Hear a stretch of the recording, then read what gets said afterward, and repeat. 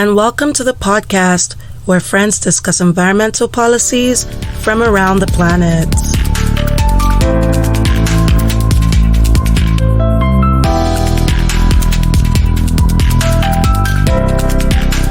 Hello guys, and welcome back to another episode of the Planet Policy Pals. I'm one of your co-hosts, Ala, and I'm joined here by my sort of lovely co-host, I guess, Adwa. How are you today? Hey girl, I'm good. How are you? Sort of lovely today. I'm great. Overcaffeinated and doing great. But we are continuing our interviews, you guys. And today we have a wonderful guest from the Independent Integrity Unit at the Green Climate Fund, Mr. Ibrahim Pam. Thank you so much for coming on our show. How are you? I'm good, thanks. And thanks, Ala and Adwa, for having me. Great to be here. We are very excited to have you here. We really are. We are very excited. Thanks very much. Just a reminder, guys, that we are still doing our break, sort of. So we're not on social media as much, but we're bringing you guys interviews. Last week we didn't have an episode, and that was on me. Sorry, guys. I had a lot of stuff with my research. Don't forget to check us out on social media, though, because if you message us, we will respond. And we still have stuff there that you can look at. Twitter, Planet Policy Pal. Instagram, Planet Policy Pals. And, of course, like us on Facebook. Before we get into the episode, let's talk about Newsly. Newsly is the revolutionary app that lets you listen to news, podcasts, and pretty much the internet all at once. Everything from sports to science, pop culture is available, and it reads it to you, so which is pretty cool. They have trending podcasts from over 50 countries, including our wonderful voices, so more ways to listen to us. Yeah, and we use it ourselves and love it because we are not getting paid for this. So head to www.newsly.me and use promo code PlanetPals to receive a 1-month free premium subscription courtesy of the awesome Newsly team. The link and code are in the description as well, so go rest your eyes and gain some knowledge, you guys. Yeah, what she said. So today, the reason that we have Mr. Ibrahim Pam over here is because we are discussing green financing and particularly the role that integrity plays in the super complex world of financing sustainable projects. I know we talk about environmental stuff a lot on the show. We don't talk about the money things a lot, but I know we've mentioned it a few times and we've done one episode on it. So we're very excited to have him here to talk about how you can keep that money accountable. Mr. Ibrahim has been the head of the Independent Integrity Unit at the Green Climate Fund, that's the GCF, since 2016. He has worked as the Chief Legal Officer at the Independent Corrupt Practices and Other Related Offenses Commission. He was an Associate Analyst and Investigator at the International Criminal Court. He was a Chief Investigator Officer with the African Development Bank, and before the GCF, he was an investigation team leader at the United Nations Office of International Oversight Services, UNOIOS. So he's the guy that knows a lot about oversight and maintaining accountability and just making sure that people do what they're supposed to do. Yeah, it's very exciting to have you here. No, that's great. Thank you for the very elaborate introduction. Yes, it's been my business to work in safeguarding financial resources and ensuring accountability and integrity in the operations of the international organizations I've worked in. I think development financing is very critical for ensuring the achievement of the UN Sustainable Development Goals, to overcome poverty, to improve health security, etc. And therefore, it's really important that as we work to implement projects that meet these needs, we also ensure that we build in safeguards to ensure that the resources, thin as they are properly utilized. But thank you for the introduction. It's our pleasure. And it's true what you say about how important it is to meet the Sustainable Development Goals. And that's why climate financing is so important. But climate financing can also be quite challenging. Ajwa, care to tell us why it's challenging? Well, I mean, of course, getting anybody to put their money in is challenging. Well, UN says that climate finance is the answer because not investing will eventually cost us even more in the long term. But there's opportunities for investors, right? But the problem is that a lot of these countries, they lack the financial resources to make the transition to clean energy and a sustainable way of life, like you said about the sustainable development goals. It is harder for them to picture it in the short term, and that could help even reverse climate change. According to an expert report that was prepared at the request of the United Nations Secretary General, the 100 billion target is still not being met, and they contributed even in 2019 only up till $80 billion, which was still a step up from the $79 billion that they gave in 2018. While there's an upward trajectory, there's still a big gap in finance just because it is hard for people to see it in the short term. That is why we have the GCF, things like the Green Climate Fund, right? So that they can play a role in climate finance. And that's absolutely correct. Obviously, there's a financing gap. Now, what the transition is all about for developing countries is ensuring that there's enough financing to make it possible for developing countries to transit to green economies. Now, how do you encourage that flow of financing? And that's partly the work that I do. One of the things you really want to be able to communicate to those who put their money into the GCF is to be sure that your money will be used accountably. And that's the whole business of climate finance integrity. It's a means of assuring that there is accountability and transparency in the use of very scarce resources for climate change, and also ensuring that there is a maximum benefit for developing countries for every dollar that's put into green climate financing.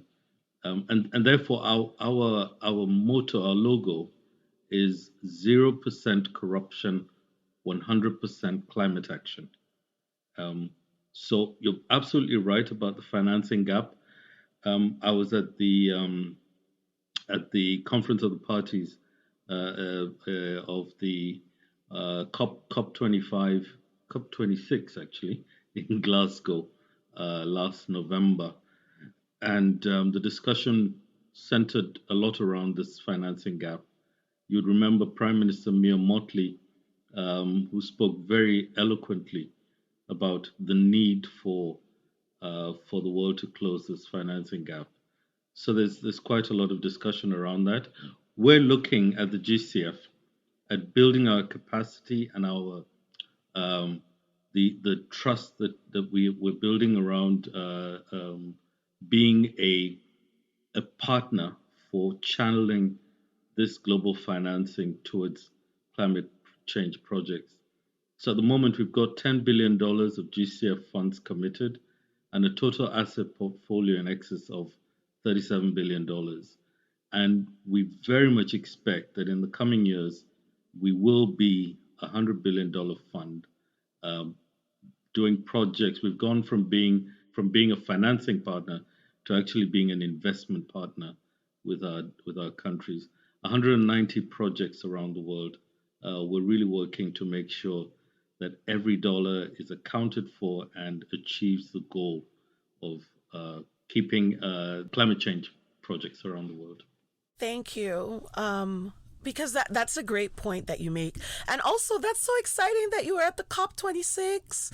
Ajwa and I talked about that multiple times. And one day we hope that we could be there. I don't know in what capacity, but it would be great to actually be there and see those discussions in person. I think it's extremely important that voices such as yours are heard on the global stage. Because what is required is two things. One is the political pressure that needs to be applied to states to meet their obligations. And it's advocates and knowledge sharers like you who can put that pressure on. But also, on the other hand, it's important that there is a sharing of knowledge and education to create more awareness and more advocacy, so that there's a bigger momentum. So it's a symbiotic thing between both functions. But I think you must look to lending your voice at the COP at some point. The next one, of course, is in Egypt in Sharm el Sheikh in November this year.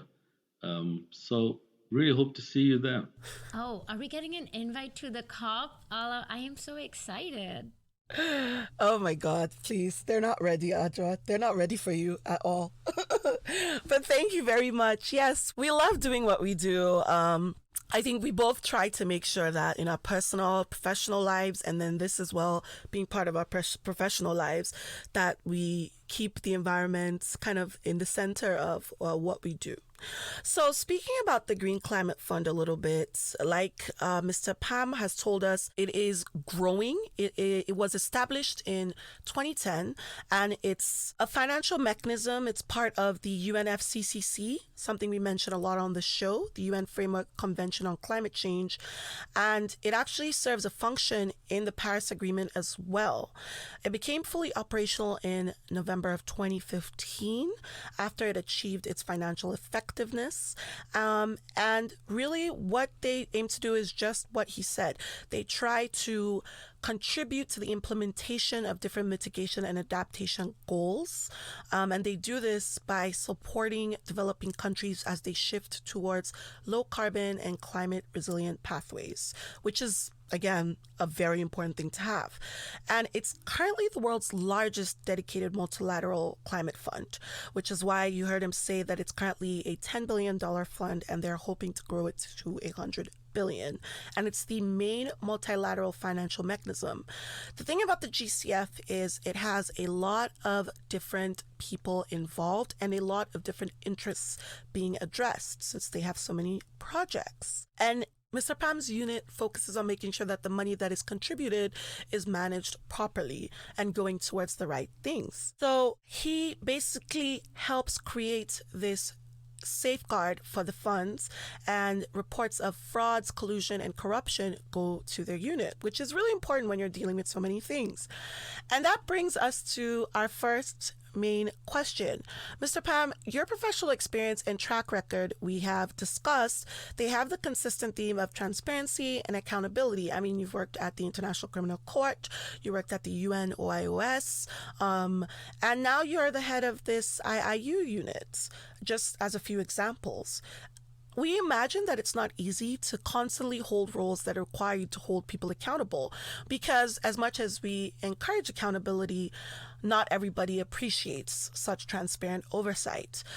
Do you think that some of your criminal justice and experience plays a role working in financial accountability now? Absolutely, it does. And yes, thank you for reminding me. I have very few friends because it's not a role in which you make a lot of friends.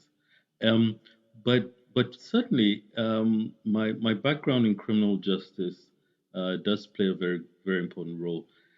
And just to explain to you how that works is that the work of building integrity is not only about investigating fraud and corruption, it's also about creating frameworks that promote integrity.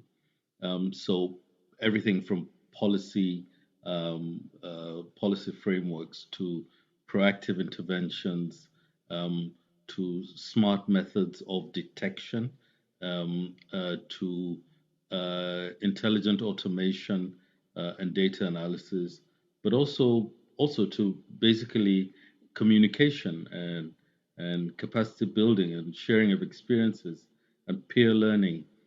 So we take a very broad approach to our work, and my research specialization is actually situational crime prevention, which looks to identify motivators, and to create and to build preventative mechanisms around those motivations for corruption or for fraud or for crime generally.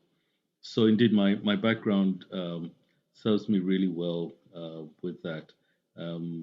I did a master's in criminal justice policy at the London School of Economics and Political Science. So that's where my main interest is. That's pretty fascinating. Adra actually is very interested in things like accountability and policy, more so than I am. So I think she'll find that even more interesting than I do. Yeah, no, honestly, especially the things that you've said about working with developing countries, because that's one of the bigger issues that we see. Accountability and corruption runs really rampant in coming from a country like Pakistan, which is quite high on the corruption scale. Even Nigeria lies on one of those. But you work at an organization that comprises of 194 countries, right? And I'm pretty sure they all vary a lot on that spectrum. Could you tell us about some of your experiences working in different countries and how that serves you in such a large and diverse organization? Hmm. Yeah, no, absolutely. And yes, indeed, we do share that unenviable distinction on the corruption index. But I'll tell you that working in different countries and working on this subject, um, I I come to understand, and I think it's well, I mean, it's very obvious to you, I'm sure it would be, and to many listening to us, that it is critical to build around strong institutions because your governance is only as strong as the weakest link in your institutions. Um, and how is this? Well, governance is built on certain pillars, and those pillars: rule of law, um, um, justice, transparency, information, etc. They all contribute to building a matrix of strength around good governance, really. So what you want to do is really to ensure that as you, whatever system of government a country operates, and I don't prescribe any, I think we all identify the systems that work for us. You must have a strengthened uh, system of rule of law, of of of judicial institutions, of legislative oversight. All of these help to remove the element of individual action, because indeed corruption rests on unfettered discretion. So what you want to do is reduce that level of discretion, build systems and institutions that promote accountability. Um, so I've worked in varying countries in Nigeria, in Democratic Republic of Congo, in Chad, in Central African Republic, but also in the UK, in the Netherlands, in Tunisia, in South Korea, and you see in these different countries, and of course I've traveled to many other countries. You see the different levels of institutional building, and there is a correlation between um, countries with strong institutions and countries that rank high on the corruption index. So the stronger your institutions, the better your perception as as a country where there is less corruption, and vice versa.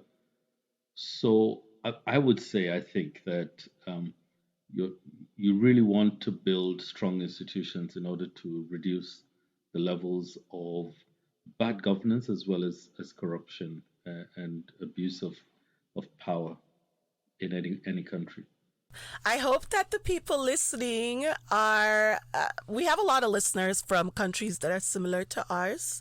So I hope one day somebody listens to us who can enact some of these changes in their government. But even if you are not in government, never forget, guys, that collective action starts with individual people.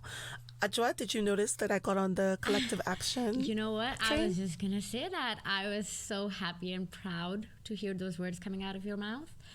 No, but honestly, the thing that he said about institutions in Pakistan, now after I think 70 something years of never having one full prime minister complete a single prime minister finish their term, we have realized it's because our institutions are so weak. Our judicial system is weak. Our executive system is weak. I think that now we're finally realizing that in order to maintain whatever frameworks that we have, we need a proper law and order system. We need a better judicial system to hold those accountable. We have a lot of listeners in Pakistan, and I think they would love to hear it from somebody like you. Tell them that they're right on this. We also actually did an episode on blue carbon policy, and over there I also talked about how carbon credits and other climate finance structures were what people are really interested in. That's also something that I know the Pakistani government back in 2016, 2017 tried to do it, to trade carbon credits, just because we're such a low emitting country, but we're one of the most vulnerable to climate change, I think in the top 10 or something. Like I said, we believe awareness about these mechanisms and the structures that are available, they do help the general public. So why do you think it's important for people, besides those who work in this field, to have some understanding of how all this works? Yeah, no, absolutely. I think it's critical, and the reason is that um, the work of reversing climate change is a responsibility for all. And I don't say this flippantly or as a cliche, but because it is local action that drives the fight against climate change, either through adaptation or mitigation, particularly through adaptation. I think it's important that in order to be effective, populations must develop a certain comfort and understanding of the main of their role in building out some of these initiatives for reversing climate change. And while I'm not the expert on the technical areas of carbon trading and so on, my understanding of it, of course, is that how we manage our resources, our forests, our water resources, and all of that contributes to to the action that we're able to take at an individual level and at a local community level that supports broader action at the international community by states and by international actors. So it's really important to promote the understanding of these initiatives, and I commend you for the work that you do on this podcast, because what you're doing is you're sharing knowledge, you're creating greater awareness, and you're driving the effort. And it takes a whole community of dedicated individuals like you to drive that effort, to create that momentum for change, and to empower people across the world to act together. So when you talk about collective action, that's really a key concept in building the change that we want to see. Yes, thank you. Thank you so much for actually saying it, because now we have slowly seen, I see change literally with my co-host who did not believe so much in collective action. I hope this changes her mind as well. I want to clarify once again, everyone, that as I've said before, it's not that I don't believe collective action works. I guess it's just, again, growing up in Nigeria and also just generally as you see in the world, it can be really hard for people to push against institutions. It's not impossible, but it can be very difficult. So I'm skeptical. But yes, as I get older, I guess you just have to push past that skepticism and don't get tired and just keep encouraging each other. Yeah, it's a thankless job, and as soon as we realize it, that's where the motivation really builds up. For sure, for sure. So continuing in this idea of accountability and funding, things like that. As we explained earlier, the GCF contributes to the ultimate objective of the United Nations Framework Convention on Climate Change, the UNFCCC. Guys, I will never stop petitioning for them to somehow shorten the name. But it is fully independent. The GCF is fully independent. So, Mr. Pam, how does an organization like the GCF remain fully independent in this way while having so many different, like we said, stakeholders, and still managing to remain accountable? How do you guys accomplish this? Yeah, thanks, Ala. And listen, welcome to the world of acronyms. It's head spinning when you have to deal with so many acronyms, especially UNF triple C. That that's a long one. Yeah, that's the one Ala complains about the most. I'm glad somebody else has said it finally. I think she has a petition in to change the name somewhere. I'll be the first to sign up. But no, but in fact, the independence of the GCF, to put it in those terms, is one of its best features.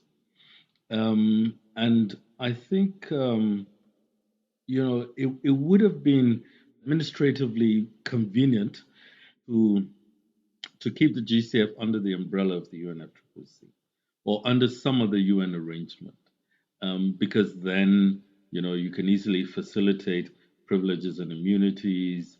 You can ensure alignment with administrative rules, etc. However, what you would then lose is exactly that independence of action. And GCF benefits from that because we are governed by a governing instrument that's created by the Conference of the Parties, and we're supervised by a board, and that board represents the different constituencies within the Conference of the Parties. That enables us to act with clarity, with speed, because you see, the whole point about this is the urgency of the mission is such that you don't really have the luxury um, of uh, of of maintaining a very strict adherence to bureaucracy. The window is fast closing to address the climate crisis, and you know that average global temperatures are really accelerating, and based on the existing trends, and you see the IPCC reports, we're looking to go over the 1.5 degrees centigrade threshold within the next decade or two. So, in order to respond um,